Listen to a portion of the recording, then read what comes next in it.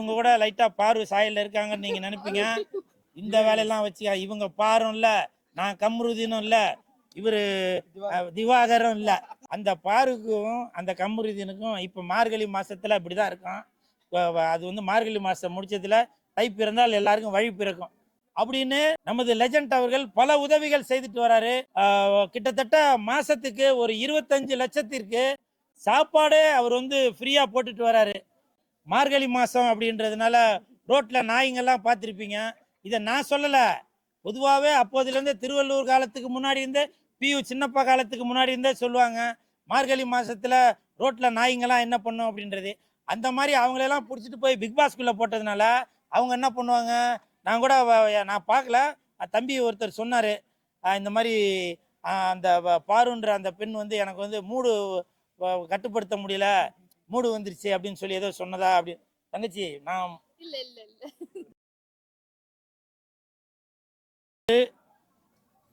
Christmas தினம். இந்த Christmas தினத்தில் அனைவருக்கும் இனிய கிறிஸ்மஸ் தின நல்வாழ்த்துக்கள். அது மட்டும் இல்லாமல் இன்னைக்கு இந்த கிறிஸ்மஸ் தினத்தில் எல்லாரும் சந்தோஷமாக இருக்கணும், நல்ல பசியார எல்லாரும் உணவு அருந்தணும், நல்ல உடை உடுத்தணும் அப்படின்ற ஒரு எண்ணத்தில் இந்த கிறிஸ்மஸ் தின நிகழ்ச்சியை லெஜண்ட் ரசிகர் மன்றத்தை சேர்ந்த மாநில செயலாளர் சுதாகர் அவர்கள் இந்த நிகழ்ச்சியை ஏற்பாடு செய்திருக்காரு. அவருக்கு என் மனமார்ந்த வாழ்த்துக்கள். இந்த கிறிஸ்மஸ் தினம் அப்படின்னாலே உலகமே கொண்டாடுறது. இந்த சுதாகரும் அதே மாதிரி ஒரு எண்ணம் உள்ளவர் தான், லெஜண்ட் அவர்களும் அதே மாதிரி ஒரு எண்ணம் உள்ளவர் தான். எல்லாருமே சந்தோஷமா இருக்கணும், எல்லாருமே எந்த ஒரு ஜாதி மத பேதம் இல்லாமல் ஒற்றுமையோடு இருக்கணும் அப்படின்ற ஒரு காரணத்தினால தான் இன்னைக்கு சுதாகர் அவர்கள் கிட்டத்தட்ட ஒரு 1000 பேருக்கு பிரியாணி, 1000 பேருக்கு புதிய சீருடைகள், அப்புறம் குழந்தைகளுக்கு நோட்டு புத்தகங்கள், அப்புறம் நிறையா கிஃப்ட்டு. ஏன்னா கிறிஸ்மஸ்னாலே குழந்தைகளுக்கு சந்தோஷப்படுத்துகிற அந்த கிஃப்ட் கொடுக்கணும் இல்லையா, அப்படி எல்லாமே கொடுத்து ஒரு சந்தோஷமான செய்தியை தான் இந்த நேரத்தில் நான் வந்து உங்களிடம் பகிர்ந்து கொள்ள வந்தேன். இப்பவும் சொல்கிறேன், எப்பவும் சொல்கிறேன், 1000 பேர் வந்தாலும் அண்ணனாக முடியாது, புரியுதுங்களா? அப்படி ஒரு கொள்கை உடையவர் தான் நமது லெஜண்ட் அவர்கள். இவருக்கு என் மனமார்ந்த கிறிஸ்துமஸ் தின வாழ்த்துக்களை தெரிவித்துக் கொள்கிறேன்.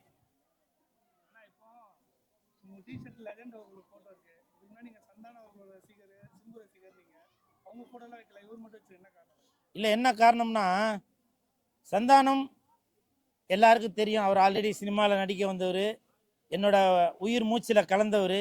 சிம்பு இன்னைக்கு நிறையா பேர் குழந்தைகளை கூப்பிட்டு கேட்டால் கூட தெரியும், கூல் சுரேஷ் யாரோட ரசிகர் அப்படின்னாக்க உடனே சிம்பு தான் அப்படின்னு சொல்லி சொல்லுவாங்க. அதே மாதிரி இப்பொழுது நான் விரும்பும் ஒரு தலைவனாக, அவருடைய ரசிகனாக லெஜண்ட் அவர்களை பார்க்குறேன். அதற்கு காரணம் என்னன்னு கேட்டிங்கனாக்கா, எல்லாரும் பல உதவிகள் செய்கிறாங்க, எல்லாமே செய்கிறாங்க, ஆனால் பல பேருக்கு தெரியக்கூடாது அப்படின்னு நமது லெஜண்ட் அவர்கள் பல உதவிகள் செய்துட்டு வராரு. கிட்டத்தட்ட மாசத்துக்கு ஒரு 25 லட்சத்திற்கு சாப்பாடே அவர் வந்து ஃப்ரீயா போட்டுட்டு வராரு. இதெல்லாம் வந்து சோசியல் மீடியால யாருக்குமே தெரியாது. இதெல்லாம் நான் கேள்விப்பட்டவனா எனக்கே அப்படி ஒரு சந்தோஷம்.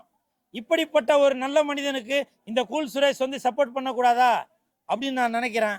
அதனால தான் அவருக்கு சப்போர்ட் பண்ணுவோம் அப்படின்னு. அது மட்டும் இல்லை, மறைந்த நகைச்சுவை நடிகர் விவேக் ஐயா அவர்கள் இறந்தப்ப நான் கூட தான் அவரோட இறப்புக்கு போய் மாலையெல்லாம் போட்டுட்டு வந்தேன். பல பெரிய மனுஷங்க வந்தாங்க, மாலையெல்லாம் போட்டு போனாங்க, அனுதாபத்தை தெரிவித்துட்டு போனாங்க. ஆனால் அவருடைய நடிகர் காமெடி நடிகர் விவேக் ஐயா அவர்களுடைய இறுதி சடங்கு முழுவதையுமே லெஜண்ட் ஐயா அவர்கள் தான் எல்லாமே எடுத்து செஞ்சாங்க. இதெல்லாம் வந்து பல பேருக்கு தெரியாது. சோசியல் மீடியாவில் ஏதோ நடிகர்கள் வரோம் போகிறோம், அரசியல்வாதிகள் வரோம் போகிறோன்றது மட்டும்தான் தெரியும். ஆனால் மக்களுக்கு தெரியாமலேயே எனக்கு வந்து பப்ளிசிட்டிலாம் வேண்டாம் அப்படின்ற ஒரு எண்ணம் உடையவர் தான் இந்த லெஜண்ட் அவர்கள். அதனால தான் நான் வந்து லெஜண்ட் அவர்களை என்னோட இதயத்தோட தொட்டுக்கிட்டே இருக்கணும் அப்படின்றதுக்காக தான் எங்க போனாலும் நான் வந்து அவரோட டிஷர்ட்டை போட்டுட்டு இருக்கேன். பச்சையா சொல்றேன், குளிக்கும் போது மட்டும்தான் நான் வந்து லெஜண்ட் அவர்களுடைய டிஷர்ட் போட மாட்டேன். மற்ற நேரம் எப்பவுமே சரி, தூங்கும் போது கூட நான் வந்து லெஜண்ட் அவர்களுடைய டிஷர்ட்டை போட்டுட்டு தான் தூங்குவேன். வெளியில வந்தாரும் லெஜண்ட் அவர்களுடைய டிஷர்ட்டை போட்டு தான் வெளியில வருவேன். இதுதான் நான் வந்து அவர் மேல வைத்திருக்க ஒரு அன்புக்கு ஒரு ஆதாரமாக உள்ளது.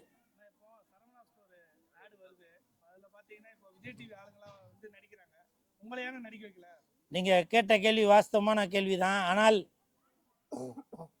லெஜண்ட் அவர்கள் நினைக்கலாம் கூல் சுரேஷுக்கு அந்த இதில் வந்து நடிக்கிறதுக்கு வாய்ப்பு கொடுக்கலாம் அப்படின்னு. ஆனால் இயக்குனர் அதை நினைக்கணும்ல. அந்த இயக்குனர் தான் இந்த கேரக்டர் இவங்க சரியா இருப்பாங்க, அந்த கேரக்டருக்கு அவங்க சரியா இருப்பாங்கன்னு சொல்லி அவங்க தான் நினைக்கிறது. உங்களை மாதிரி தான் எனக்கும் வருத்தம் உண்டு. நம்ம வந்து லெஜண்ட் அவர்களுக்கு சப்போர்ட் பண்ணுறோம், ஆனால் அவருடைய அட்வர்டைஸ்மெண்ட்டில் கூட நான் நடிக்கலையே அப்படின்னு சொல்லி பல பேர் கமெண்ட்டில் கூட கேட்டாங்க.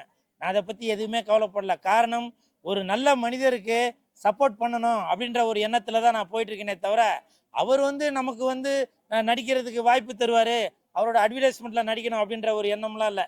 இன்னொன்று ஓப்பனாக சொல்லவா, ஆம்பூர் பிரியாணி உடுமலைப்பேட்டையில் இருக்கிற நாய்க்கு தான் கிடைக்கும் அப்படின்னாக்க அதை யாருமே வந்து தடுக்கவே முடியாது. அப்படி ஒரு ஒரு எண்ணத்தில் தான் நானும் போயிட்டுருக்கேன். எனக்கு என்ன கிடைக்கணுமோ அது வந்து தாராளமாக கிடைச்சிட்ருக்கான். வானம் பொழியுது இல்லை, நான் கேட்கறதுனால வானம் பொழியாது, அது வானம் பொழியிறது அதோட இயல்பு. அந்த மாதிரி இந்த லெஜண்ட் ஐயா அவர்கள் எல்லாருக்கும் சரிசமமாக மழை பொழிஞ்சுக்கிட்டு தான் இருக்கு. நான் நாயின்னு சொல்ல மாட்டேங்க, நன்றி இல்லாத நாயின்னு சொல்லுவேன். புரியுதுங்களா? அது என்ன விஜய் டிவியில் இருக்கவங்க மட்டும், அது என்ன காரணம்? அது நல்ல கேள்வி கேட்டீங்க. எப்பவுமே சரிங்க, ஒரு ஒரு ஒரு ஒரு ஒரு ஒரு கட்சின்னு எடுத்துக்கிட்டீங்கன்னு வச்சுங்களேன், அதில் கஷ்டப்பட்டு போஸ்டர் ஒட்டுறவருக்கு, எப்படி கஷ்டப்பட்டு போஸ்டர் ஒட்டுறவருக்கு மாநில செயலாளர் பதவி கொடுக்க மாட்டாங்க, மாவட்ட செயலாளர் பதவி கொடுக்க மாட்டாங்க. காசு பணம் பேரு புகழ் உள்ளவங்களுக்கு தான் மாவட்ட செயலாளர் பதவி கொடுப்பாங்க. அந்த மாதிரி தான் நான் எதையுமே எதிர்பார்க்காமல் என் தலைவன் லெஜண்ட் அவர்களுக்கு போஸ்டர் மட்டும் ஒட்டி நான் தூரத்தில் நின்று அழகு பார்த்துட்டு இருந்தா போதும் அப்படின்னு நான் நினைக்கிறேன். ஏன்னா நான் பல பேரை பார்த்துட்டேங்க, பல பேரை பார்த்தாச்சு. எவ்வளவு உயரத்தில் இருக்கவங்களையும் பார்த்துட்டேன், எவ்வளவு கீழே உள்ளவங்களையும் பார்த்துட்டேன். அதனால நான் அதை பற்றி எதுவுமே கவலைப்படலை. நான் இப்போ சந்தோஷமா இருக்கேன். அந்த சந்தோஷத்தோட லெஜண்ட் அவர்களுக்கு நான் வாழ்த்துக்களை தெரிவித்துக் கொண்டே தான் இருப்பேன். அது வாஸ்தவம் தான். இப்போ வந்து மார்கழி மாதம் அப்படின்றதுனால ரோட்டில் நாய்ங்கெல்லாம் பார்த்துருப்பீங்க. இதை நான் சொல்லலை, பொதுவாகவே அப்போதுலேருந்து திருவள்ளூர் காலத்துக்கு முன்னாடி இருந்தே, பியு சின்னப்பா காலத்துக்கு முன்னாடி இருந்தே சொல்லுவாங்க, மார்கழி மாதத்தில் ரோட்டில் நாய்ங்கெல்லாம் என்ன பண்ணும் அப்படின்றது. அந்த மாதிரி அவங்களெல்லாம் பிடிச்சிட்டு போய் பிக் பாஸ்குள்ளே போட்டதுனால அவங்க என்ன பண்ணுவாங்க, நான் கூட நான் பார்க்கல, தம்பி ஒருத்தர் சொன்னார், இந்த மாதிரி அந்த பாருன்ற அந்த பெண் வந்து எனக்கு வந்து மூடு கட்டுப்படுத்த முடியல, மூடு வந்துருச்சு அப்படின்னு சொல்லி ஏதோ சொன்னதா அப்படி. தங்கச்சி, நான் இவங்க கூட லைட்டா பாரு சாயல்ல இருக்காங்கன்னு நீங்க நினைப்பீங்க. இந்த வேலையெல்லாம் வச்சு இவங்க பாரும் இல்ல, நான் கம்ருதீனும் இல்ல, இவரு திவாகரும் இல்ல. சரி, நீங்க சுதாகர் எங்களுக்கு தெரியும், திவாகர் இல்லைன்றான், புரியுதா? ஸோ அதாவது இவர் வந்து நடிப்பு அரக்கன் இல்லை, ஒரிஜினலாக உள்ளவர். அதனால அந்த பாருக்கும் அந்த கம்ருதீனுக்கும் இப்போ மார்கழி மாசத்துல இப்படிதான் இருக்கும். அது வந்து மார்கழி மாசம் முடிச்சதுல தை பிறந்தால் எல்லாருக்கும் வழி பிறக்கும். சரிங்களா? யார்கிட்ட போலன்னு இந்த வேலையெல்லாம் என்கிட்ட வேணாப்பா.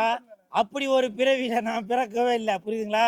நான் வந்து கண்டிப்பாங்க அது வந்து விஜய் சார் கூட கூட்டணி வைக்கலாம், எடப்பாடி ஐயா அவர்கள் கூட கூட்டணி வைக்கலாம், முக ஸ்டாலின் ஐயா அவர்களோட கூட்டணி வைக்கலாம். ஏன்னா எனக்கு சிஎஸ்கே கட்சின்னு ஒரு கட்சி இருக்கு, உங்களுக்கே தெரியும். விரைவில் அதற்கான அறிவிப்பு வரும். தை பிறந்தால் வழி பிறக்கும். அந்த நேரத்தில் அதற்கான அறிவிப்பு தானாக வரும். எப்படி? நான் கூட்டணிக்கு போனாக்க எல்லா சீட்டையும் தான் கேட்பேன். ஏன்னா எல்லா இடத்துலையுமே எனக்குன்னு ஒரு பவர் இருக்கு, புரியுதுங்களா? இன்னைக்கு நான் வந்து காசு பணத்தில் பெரிய ஆளாக இல்லாட்டியும் ஒரு வீட்லையும் செல்போன் மூலமாக நான் அவங்க கண் பார்வையில் பட்டுட்டே தான் இருக்கேன். அப்போ வந்து அவங்களுக்கே தெரியும் நம்மளை வந்து இவ்வளோ சந்தோஷப்படுத்துகிற கூல் சுரேஷ் முதலமைச்சர் ஆனாக்க அப்போ இந்த நாட்டு மக்களையும் கண்டிப்பாக சந்தோஷப்படுத்துவார் அப்படின்றது மக்களுக்கே தெரியுது.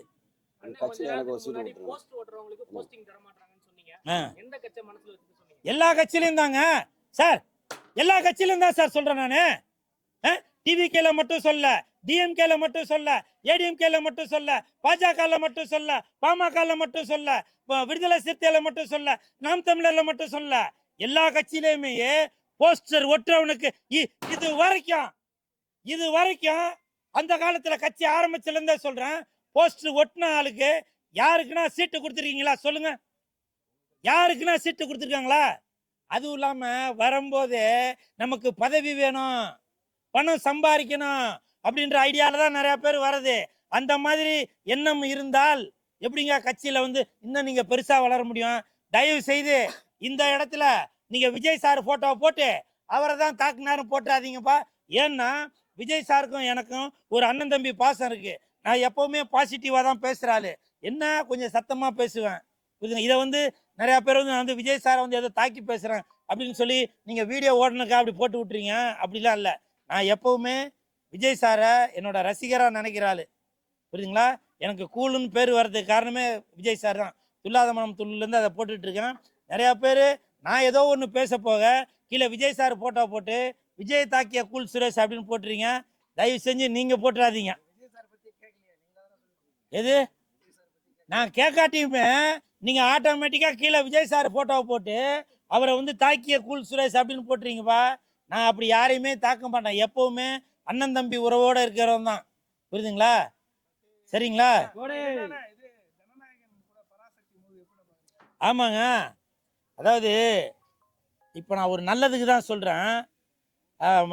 சிவகார்த்திகேயன் என் நண்பர் தான். ஏன் அவ்வளோ அவசரம்? விஜய் சாரு கூட தான் சிவகார்த்திகேயன் மோதணுமா? ஏன் தேட்டருக்கு கிடைக்காம அதுக்கும் ப்ரொடியூசர் பணம் போட்டிருப்பாரு, இதுக்கும் ப்ரொடியூசர் பணம் போட்டிருப்பாருல்ல. இப்போ விஜய் சார் படம் வருது, அப்போ நீங்கள் என்ன பண்ணணும்? ஒரு வாரம் 10 நாள் கழிச்சு விட்டா என்ன ஆக போகுது? எதற்காக தேட்டர் கிடைக்காத இந்த நேரத்தில் ப்ரொடியூசரோட சூழ்நிலையை புரிஞ்சு நடந்துக்குங்க.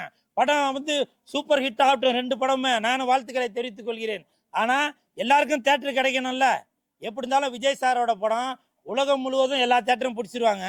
அப்படி இருக்கிறப்போ இப்போ பராசக்திக்கும் தேட்டர் கிடைக்கணும்னு எல்லாருமே எதிர்பார்ப்பாங்க. அது கிடைக்காம போச்சுனாக்கா இப்போ அந்த ப்ரொடியூசருக்கும் லாஸ் தானே அது. அதனால தயவு செஞ்சு சுதா கங்கனா மேடம் அந்த படத்தோட ப்ரொடியூசர் சார் எனக்கு வாய்ப்பு கொடுக்காட்டியும் உங்களோட அந்த ப்ரொடியூசர்கிட்டே நான் சொல்றேன், தயவு செஞ்சு ஒரு வாரம் தள்ளி வாங்க. புரியுதுங்களா? விஜய் சார் கூட மோதாதீங்க. விதியோட வேணா மோதுங்க, விஜய் சார் கிட்ட மோதாதீங்க. அவ்வளவுதான் நான் சொல்லுவேன். ஏங்க நான் வான் பண்ணுவேன், கோன் பண்ணுவேன், சீன் பண்ணுவேங்க. எல்லாரும் நல்லா இருக்குன்ற எண்ணத்துல தாங்க சொல்றேன். சரி சிவகார்த்திகேயனா என்ன? அவரும் ஒரு நடிகர் தானேங்க. அவரும் ஒரு ப்ரொடியூசர்ட்ட பணம் வாங்கிட்டு நடிக்க வந்தவர் தானே. சொல்லுங்க.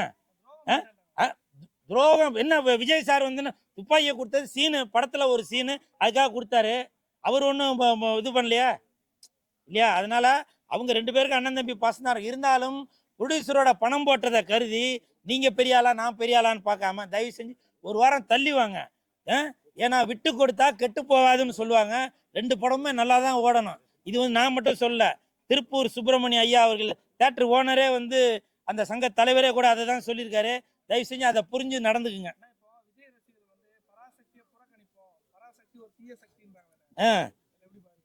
ஏங்க பராசக்தி மட்டும் பராசக்தி மட்டும் தீய சக்தின்னு சொல்றாங்க.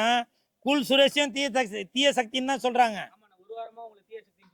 பாருங்க நான் சொல்றேன், நான் தீய சக்திலாம் இல்லைங்க. புரியுங்க? தயவு செஞ்சு அதை புரிஞ்சுங்க.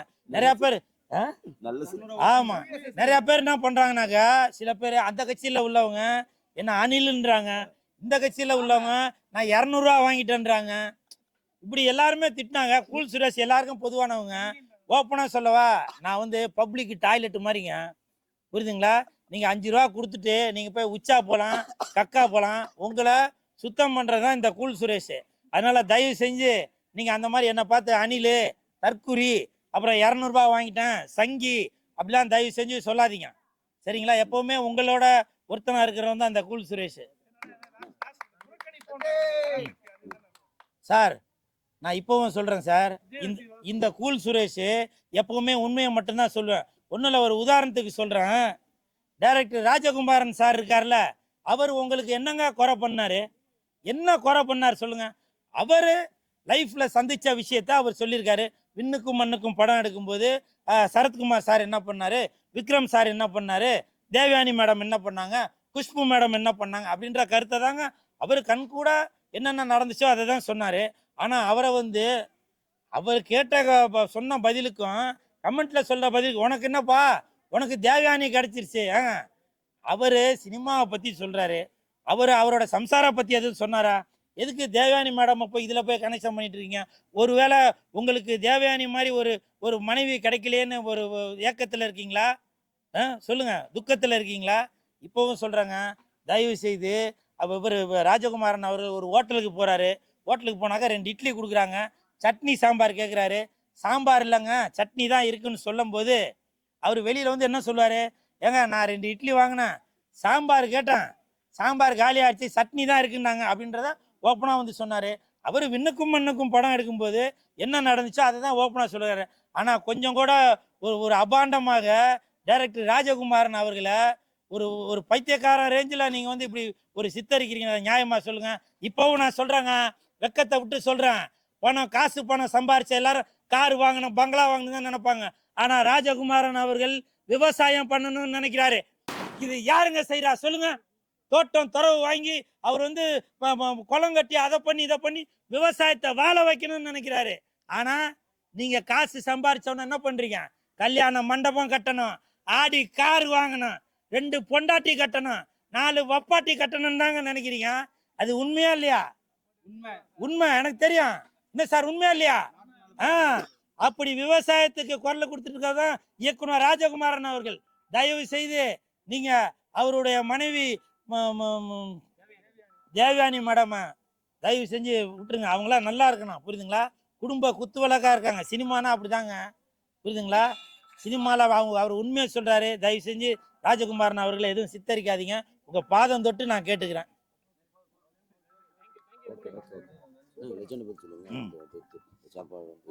ஆமா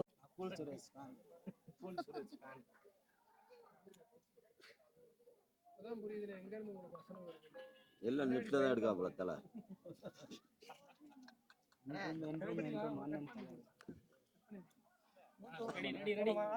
இல்ல அப்படி இல்ல, எங்க இருந்தும் வரலப்பா, நான் நோட் பண்ணி வைக்கிறது தான், புரியுதுங்களா? அதாவது இன்னைக்கு வந்து கூல் சுரேஷ் இந்த கிறிஸ்மஸ் நிகழ்ச்சியில் கலந்துக்கிறேன் அப்படின்னாக்க லெஜண்ட் ரசிகர் மன்றத்தை சேர்ந்த மாநில செயலாளர் சுதாகர் அவர்கள் தான் அதற்கு காரணம். அது மட்டும் இல்லை, இவரை வழிநடத்தி கொண்டிருக்கும், என்னையும் வழிநடத்தி கொண்டிருக்கும் திரு லெஜண்ட் ஐயா அவர்களுக்கு என் மனமார்ந்த கிறிஸ்மஸ் தின நல்வாழ்த்துக்களை தெரிவித்துக் கொள்கிறேன். இந்த கிறிஸ்மஸ் தினத்தில் அனைவருக்கும் எல்லாரும் சமம் அப்படின்ற ஒரு எண்ணத்தில் தான் லெஜண்ட் ரசிகர் மன்றத்தை சேர்ந்தவங்க நாங்கள்லாம் வழி நடத்தி கொண்டிருக்கோம். அந்த சப்போர்ட்டு எப்பவுமே நாங்கள் வந்து கொடுத்து கொண்டே தான் இருப்போம். தண்ணியில் இருக்கும் மீன் நாங்கள் லெஜண்டோட ஃபேனு.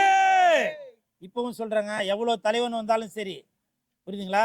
தலைகீழ வந்தாலும் என் தலைவன் ஆக முடியாது. 1000 பேர் வந்தாலும் என் அண்ணன் ஆக முடியாது. தலைகீழ நின்னாலும் என் தலைவன் ஆக முடியாது. 1000 பேர் வந்தாலும் என் அண்ணன் ஆக முடியாது. தட்டு! தண்ணில இருக்கும் மீன் நாங்க லெஜண்டோட ஃபேனு. தண்ணில இருக்கும் மீன் நாங்க லெஜண்டோட ஃபேனு. எல்லாரும் பிரியாணியை சாப்பிட்டு நல்லா சந்தோஷமா போங்க. பிரியாணியை புடி சிக்கனை கடி, பிரியாணியை புடி சிக்கனை கடி, பிரியாணியை புடி சிக்கனை கடி. அனைவருக்கும் வணக்கம். அதுக்கு முன்னாடி